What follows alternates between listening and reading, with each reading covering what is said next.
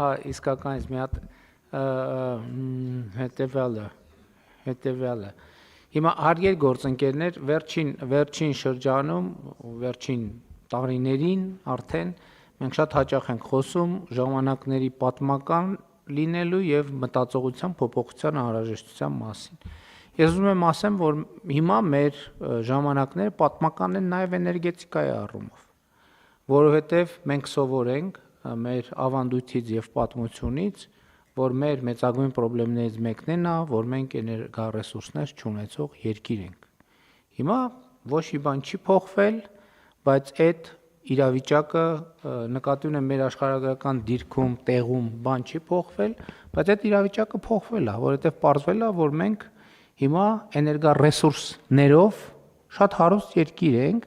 եւ այդ էներգառեսուրսը առանց մեր կառավարման ամեն օր առավոտ հայտնվում է մեր գլխավերևում, իրիկունը գնում է, առավոտ գալիս է, իրիկունը գնում է եւ դա արևն է։ Եվ մենք ունենք այնքան ռեսուրս, որ Հայաստանի Հանրապետությունը առանց չափազանցության կարող է լինել էներգետիկ առումով ինքնաբավ երկիր։ Ինչա սա նշանակում։ Մենք կարող ենք ստեղծել իրավիճակ, երբ որ մենք ընդհանրապես էլեկտրաէներգիա ներմուծելու անհրաժեշտություն չունենանք։ Բայց ինչա պետք սրա համար։ Սրա համար առաջին հերթին պետք է մտածողության փոփոխություն, էներգետիկ մտածողության փոփոխություն։ Ես հիշում եմ այս շենքում առնվազն 5-6 քննարկում, որտեղ մենք խոսել ենք այս թեմաների մասին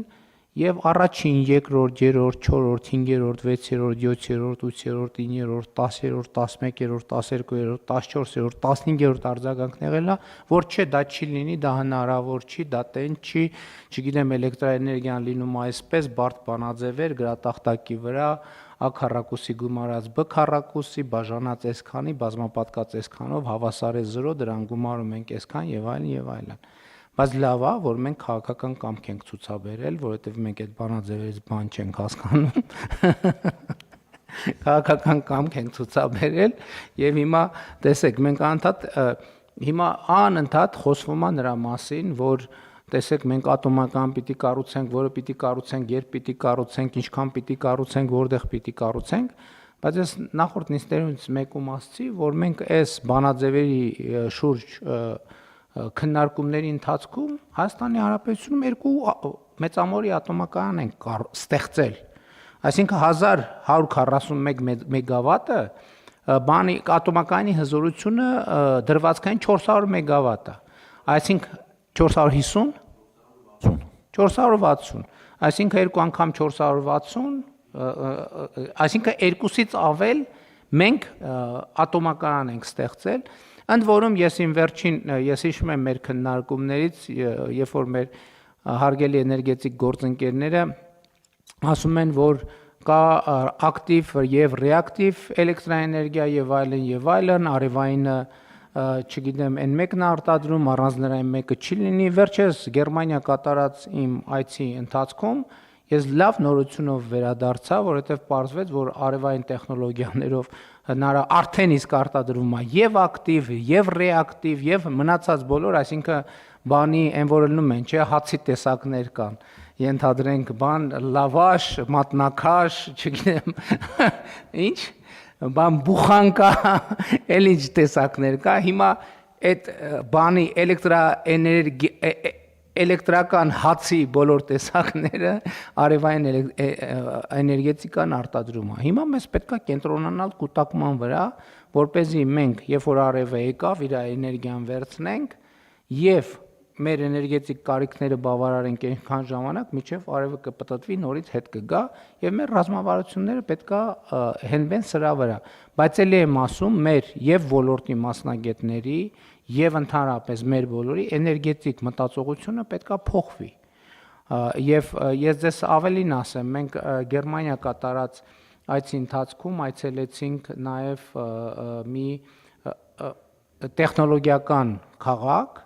որտեղ ամենաշատը մեզ զարմացրեց մի բան, թե ինչպես է այդ քաղաքի որոշ հատվածներում օգտագործված էլեկտրոմոբիլների օգտագործված կուտակիչներով, որոնք պիտանի չեն արդեն մեքենայի համար, որովհետև այդտեղ իր հզորության եւ այլն հետ կապված հարցեր կա, օգտագործվում շենքերի շինությունների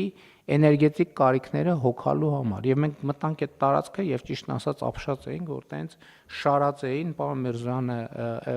ելով կար, պարոն Պապոյաններ այնտեղ։ Եվ նկատի ունեմ, այստեղ էլ էներգետիկ ոլորտում մեր առաջի գործը սովորելն է, սովորելը։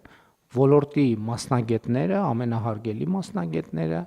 եւ մենք բոլորս պետքա սովորենք, թե ինչ է նշանակում էներգետիկա 21-րդ դարում, որովհետեւ այն էներգետիկան, ոնց որ գյուղատնտեսությունը, այն գյուղատնտեսությունը, որը մենք գիտեինք կամ գիտենք, հաջորդ 20 տարի հետո այլևս չի լինելու։ Այն էներգետիկան, որը մենք այսօր գիտենք, այդ էներգետիկայի առնվազն 70%-ը 30-40 տարի հետո այլևս չի լինելու եւ էներգետիկան ամբողջությամբ փոխվելու է։ Եվ հետեւաբար մենք պետքա ներգրվենք այդ փոփոխությունների տրամաբանության մեջ եւ սա համաձայն եմ առաջին քայլն է։ Հաջորդիվ էլի քայլեր են լինելու։ Այստեղ արդեն մենք գոնե որ պատկերացնում ենք առնվազն 4-5 քայլ կա, որոնք շուկան կարգավորելու եւ էլեկտրաէներգիայի բաշխումները ապահովելու մասին են, բայց այս առաջին քայլը անում ենք եւ մենք պետքա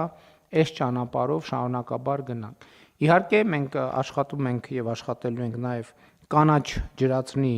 արտադրության եւ օգտագործման շուրջ, որը ուղիղ կապ ունի այս թեմայի հետ, որովհետեւ կանաչ ջրածինը այն ջրածինն է, որը արտադրվում է արևային էլեկտրաէներգիայից, այսինքն այդ արևային էներգիան արտադրված հոսանք օգտագործում է ջրածին արտադրելու համար, որը արդեն որպես գազ օգտագործվում է արդեն գիշերային կամ այլ անհրաժեշտ ժամերին կուտակման ուրիշ կուտակման եղանակ էլ կա, երբ որ ջրային կուտակման եղանակը, երբ որ ցերեկները ջուրը մղվում է ջրամբար, գիշերը բաց է թողնվում եւ այդ հիդրոկայանները արտադրում։ Այսինքն անընդհատ